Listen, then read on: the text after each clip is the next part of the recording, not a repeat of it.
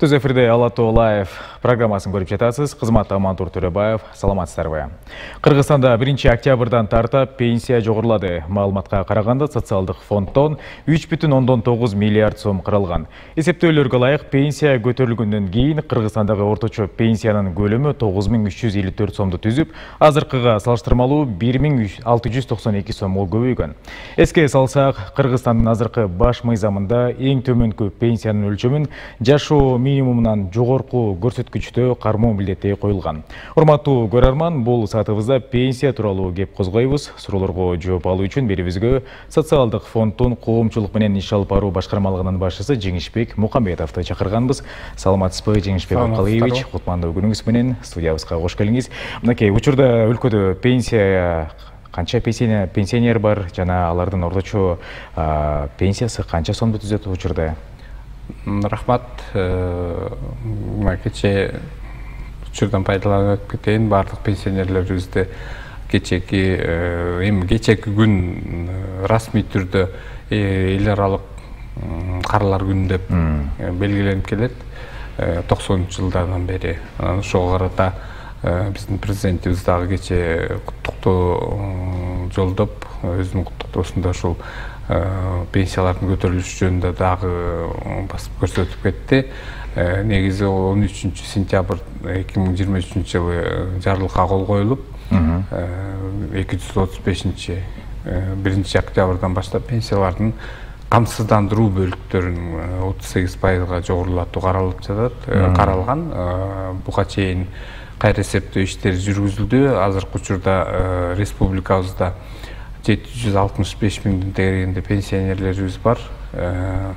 Орточо өлчөмү буга чейин кайра эсептөөгө чейин 7650 сомдун тегерегинде болсо, 1 октябрдан баштап алдын ала эсептөөлөр менен биз божомолдоп орточо өлчөмү 9354 түзөт деп атабыз.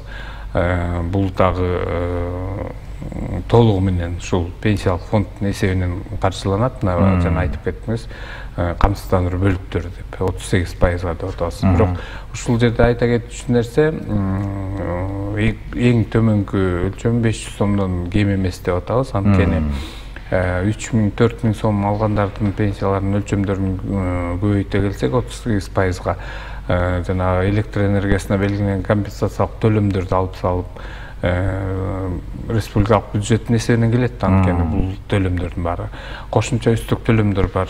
Пенсиянын базалык бөлүгү 3170 сом өлчөмдө. Ушунун баарын алып салганда, мисалы үчүн 3,5 миң алып жүргөн пенсионердин камсыздандыруу бөлүктөрүн көбөйткөн учурда дагы 100 сомго жетпеген өлчөмдө болуп калат экен да.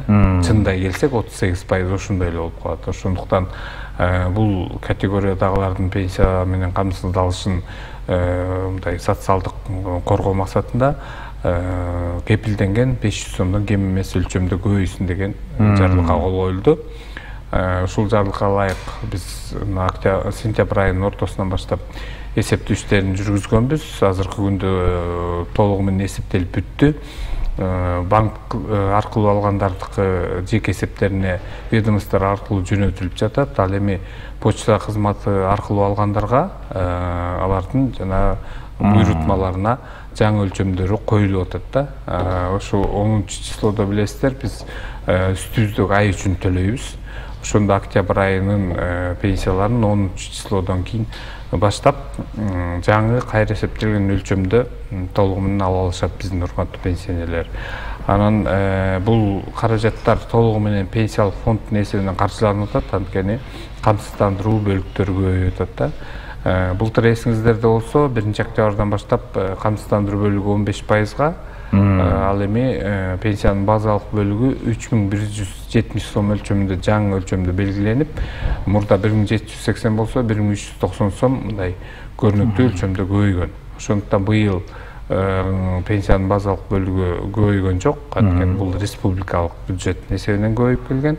Быйылкы жылдагы көбөйтүү айтып кеттиңиз 3 миллиард 900 миллион тегерегинде. Бул октябрь, ноябрь, декабрь айына гана бюджетте белгиленген өлчөмдө ченемдеринде берилген атат. Ал эми келерки жылга эгер ошол bir кварталды эсептесек 4-кө көбөйтсөк 16 миллиарддан ашыгыраак акча каражаты кошумча талап кылынат. Муну биз кайсы каражаттардын эсебинен көбөйтүп атабыз, анткени билесиздер, айлык акылар көбөйүп атат. Демек, пенсиялык фонддун базасы чоңоюп атат дагы, түшкөн төгүмдөрдүн өлчөмдөрү өскөн үчүн бизге салык кызматы 2019 жылдан баштап жыйноо, алардын отчеттуулук иштери толугу менен салык кызматына өткөзүлүп берилген. Социалдык фондго ар бир жаран боюнча алар топтолгон каражаттар боюнча маалымат берет. Биз жеке эсептерин, камсыздандыруу эсептерин толуктап, ошого жараша жаш курагы боюнча пенсияга укугу келген убакта же болбосо майыптыгы боюнча же болбосо барар көрүүнөн ажырагандыгы боюнча пенсияларды чектөө учурунда ошол жеке камсыздандыруу эсебиндеги болгон маалыматка жараша пенсияларды чегерип келебиз. Айта кетчү нерсе, биздин ушу жарандарыбыздан көп суроолор түшөт да, базалык бөлүгү деген эмнеге камсыздандыруу бөлүгүн көбөйтүп атасыңар деп. Анткени бунун экөөнүн баягы жаратылышы эки башка да. Багыты десек болот, багыты десек. Анткени каржылоо булактары башка болгондуктан, ошондуктан эки жака бөлүнгөн да. Мисалы үчүн пенсиянын базалык бөлүгү бул мамлекет тарабынан жана 63-кө чыкканда 25 жыл стажы болсо эркектер, 58 жашка чыкканда 20 жылдан кем эмес стажы болсо аялдар пенсияга чыгат деп атпайбызбы? Эми 63-58-ге чыккандан кийин ошол стажы жетпей калса теңдемелүү эсептеле берет базалык бөлүгү, бирок азыраак болуп калат да. Толук пенсия алыш үчүн ушул көрсөткүчтөр аткарылыш керек. Мисалы үчүн талаптарчы 25 жыл эркектер үчүн, аялдар үчүн 20 жыл. Ошондо мамлекет иштеген мезгил үчүн эске алып стажын кепилденген базалык бөлүгүн төлөп берет. Бул республикалык бюджеттин эсебинен кете турган төлөм. Мындан тышкары республикалык бюджеттин эсебинен төлөнүп турган үстөк төлөмдөр бар. Кошумча мисалы үчүн жана Улуу Ата Мекенин согуштун катышуучулары эле калды. Азыркы учурда өндөнгө азайып баратат. Чернобыль АЭСиндеги апаттын кыйрашында катышкан, кайра калыбына келтирүү иштерге катышкандарга үстөк төлөмдөр каралган. Батыр энелерге үстөк төлөмдөр каралган. Андан сырткары ардактуу донор деген баягы наамдары барларга дагы бир топ категорияларга үстөк төлөмдөр каралган. Бул дагы республикалык бюджеттин эсебинен. Жана электр энергиясына белгилене турган пенсиянын өлчөмүнө жараша 4000 сомдон ашпаса баягы социалдык коргоо куралы катары компенсациялык төлөмдөр белгиленип келет да 2010 жылдан бери. Азыркыга чейин белгиленет. Эгер пенсионердин пенсиясы 4000 сомго жетпей калса, жанагы базалык бөлүгү, камсыздандыруу бөлүгү жетпей калса, анда республикалык бюджеттин эсебинен мамлекет тарабынан компенсациялык төлөм 200 сомдон 312 сом өлчөмүнө чейин пенсиясынын өлчөмүнө жараша белгиленип келет. Мындай категориядагы алуучулардын саны өтө көп, анткени билесиздер, эми баягы жашоо минимумуна төмөнүрөөк. Баш мыйзамда дагы жазылган жашоо минимумунан төмөн болбош керек деп жазылган, бирок мурдакы конституциянын редакциясына мамлекеттин экономикасынын абалына жараша деген бар эле. Эми азыркы күндө дагы ошондой талкуулар, пикирлер айтылып келет, бирок баары бир баягы өзүңдүн башыңан бийигирээк секире албайсың дегендей эле биз ошол бюджетти баягы келип эле каражатка такалат. Анан ошол себептен азыркы күндө ушул жанагы жашоо минимумунан төмөн алгандардын негизги биздин деле социалдык фонддун, мамлекеттин максаты ошол жашоо минимумунан төмөн алгандардын санын азайышы эле. Анан тилекке каршы баалар өсөт экен, ар кандай себептер менен пенсияга чыгып аткандардын көпчүлүгү, басымдуу бөлүгү жана жеңилдик шартта пенсияга чыгып кетишет да. Мисалы үчүн үлүш жеринен аз өлчөмдөгү төлөмдөрдү төлөп коюп стаж алып, ошол менен пенсияга чыгып кеткендиктен пенсиялардын өлчөмдөрү, төгүмдөрүнүн өлчөмүнө жараша 2000, 3000, 4000 сомдун тегерегинде эле болуп калды. Демек, бул жашоо минимумунан ылдый деген түшүнөт. Азыркы күндө бир 7000ге жакындап калды, жашоо пенсионердин жашоо 7,5 тегереги десек болот. Ошол. Анан биздин бул кайра эсептөөгө чейинки пенсиянын орточо өлчөмү 7000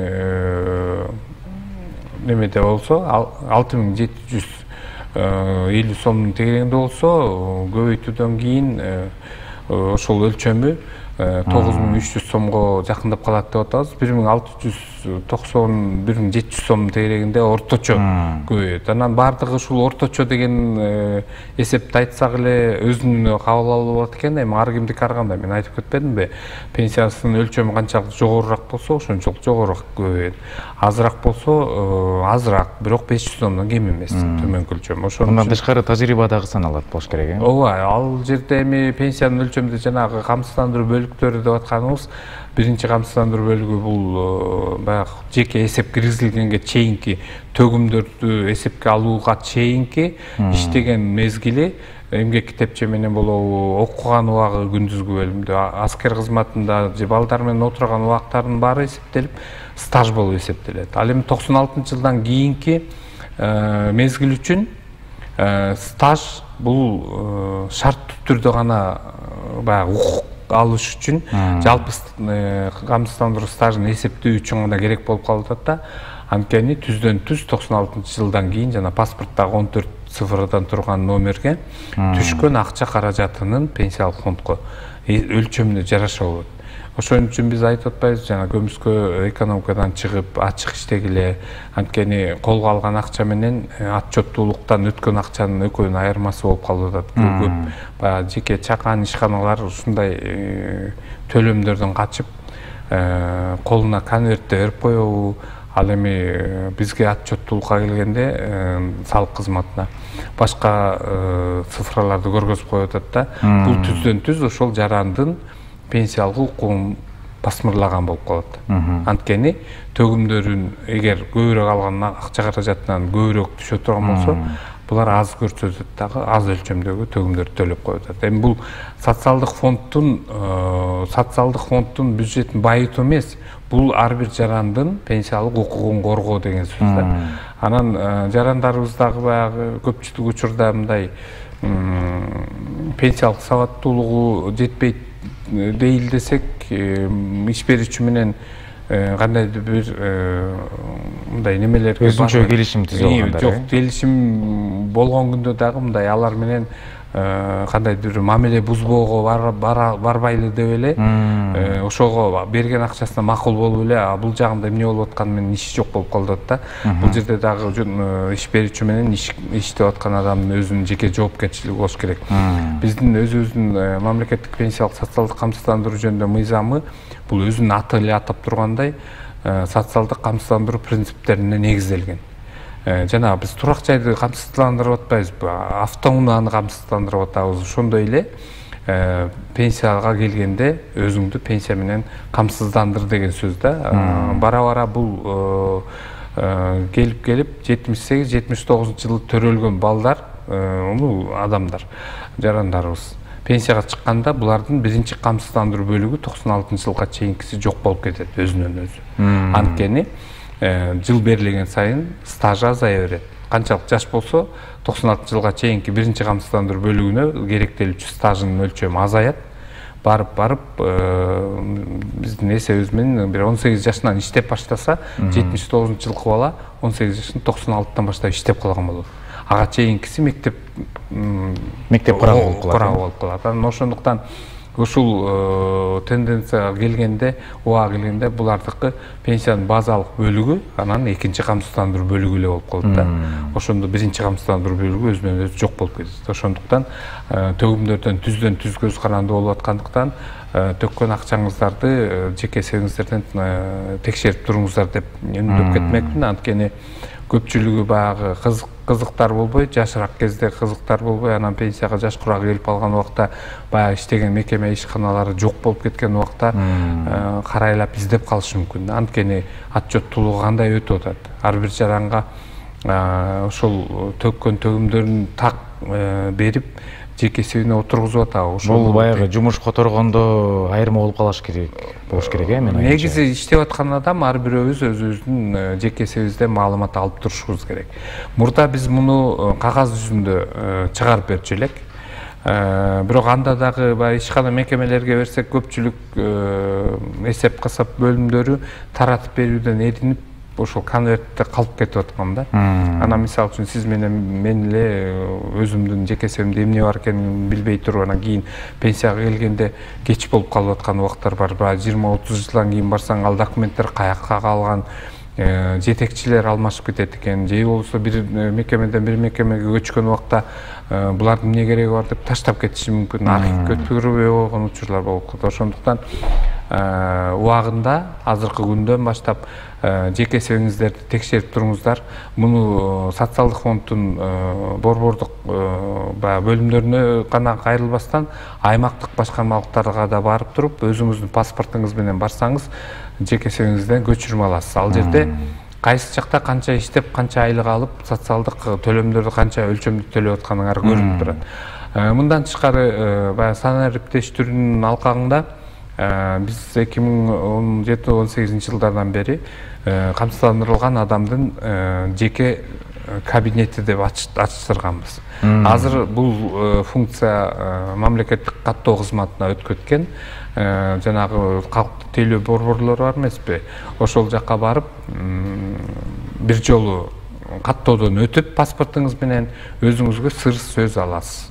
Пароль деп коебуз го. Анан ал сыр сөз менен жеке камсыздандырылган адамдын жанагы бирдиктүү идентификациялоо системасына өткөндөн кийин ошол аркылуу же болбосо социалдык фонддун сайтына кирип жеке камсыздандырылган адамдын кабинети дегенин ачсаңар, сиздерден аты жөнүңүздөрдү жанагы персоналдык идентификациялык номериңерди киргизсеңер, ал жерден сыр сөз сурайт да.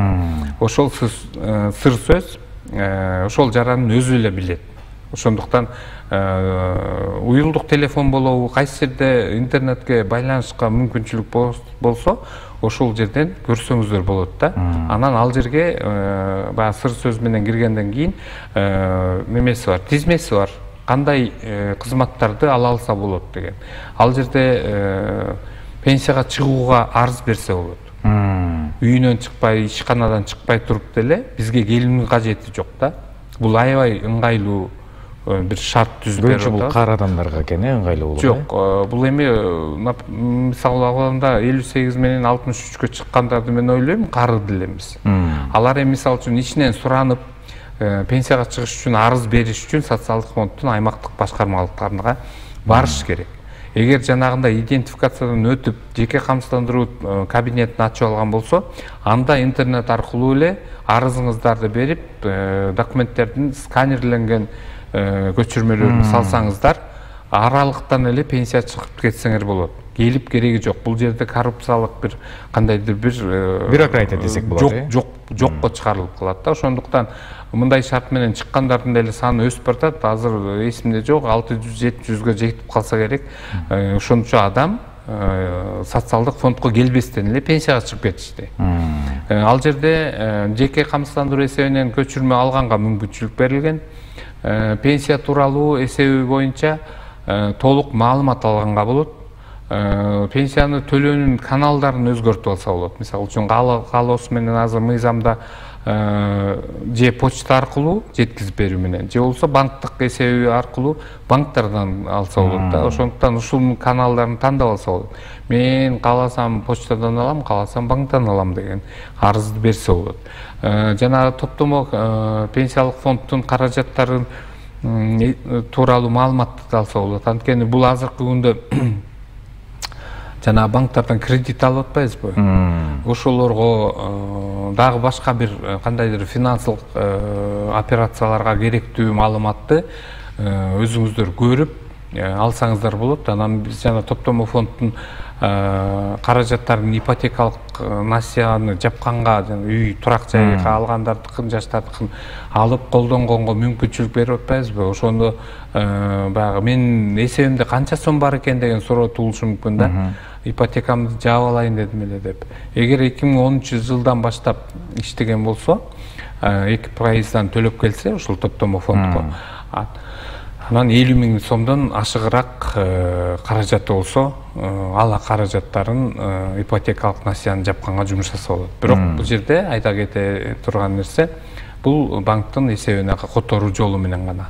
Нактылай колго берилбейт. Анткени эми адам болгондон кийин ар кандай башка максаттарга колдонуу иши мүмкүн, анан максатсыз болуп калат дагы, биз туура эмес берип койгон болуп калабыз. Негизи бул пенсиялык топтому фонддун каражаттары пенсияга чыккан учурда гана берилиш керек эле. Анан эми учурдун талабы экен, жаштарыбыз баягы үй алат экен, коммерциялык банктар аркылуу башында мамлекеттик ипотекалык компания аркылуу гана алгандарга берип атканбыз.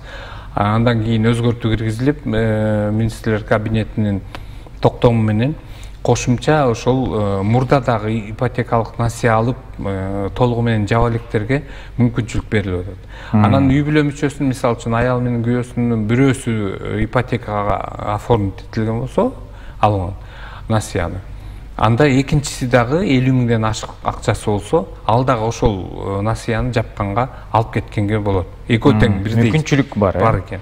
Анан жана ооруларга дуушар болгондорго уруксат берилип атат. Мисалы үчүн онкологиялык же болбосо кан тамыр жүрөк ооруларына дуушар болгондорго бул эми оорулардын тизмеси биз менен бирдикте саламаттык сактоо министрлиги тарабынан бекитилип берилген. Эреже талаптары бар. Ошол талаптарга ылайык келсе, өзүнүн каражатын суммасына карабастан канча болсо ошончосун алып пайдаланганга мүмкүнчүлүк берип атат. Бул жерде дагы нак колуна берилбейт дагы, ошол дарылоочу мекеменин банктык эсебине которулат. Ушундай жолдор менен берилип атат. Анан жана бөлүктөрдүн көбөйүшүн айтып атсак, бар эле ушундай кандай эсеп менен көбөйүп атат деген суроолор болуп атат да. Эгер пенсияңыздын өлчөмүн билсеңиз, пенсиянын базалык бөлүгү 3170 сомду алып салышыңыздар керек. Андан тышкары электр энергиясына компенсациялык төлөм 200 сомдон 312 сомго чейин божомолду, анткени өлчөмүнө жараша. Анан үстөк төлөмдөр болсо ошону алып салсаңар, калган бөлүгү сиздердин камсыздандыруу өзүңүздөр төлөгөн, өзүңүздөр иштеп тапкан бөлүгү болуп эсептелет. Ошол пайыз эсептелип 38%га жогорулап атат. Бирок 500 сомдон кем эмес. Жеңишбек Уркалыевич, сизге чоң ыраазычылык билдиребиз. Пенсиянын көбөйүшү тууралуу маалымат бергениңизге, ишиңизге илтерди каалайбыз. Ардактуу телекөрүүчү, Ала Тоо Лайв программасында социалдык фонддун коомчулук менен иш алып баруу башкармалыгынын башчысы Жеңишбек Мукамбетов менен маектештик. Биздин канал менен бирге болуңуз.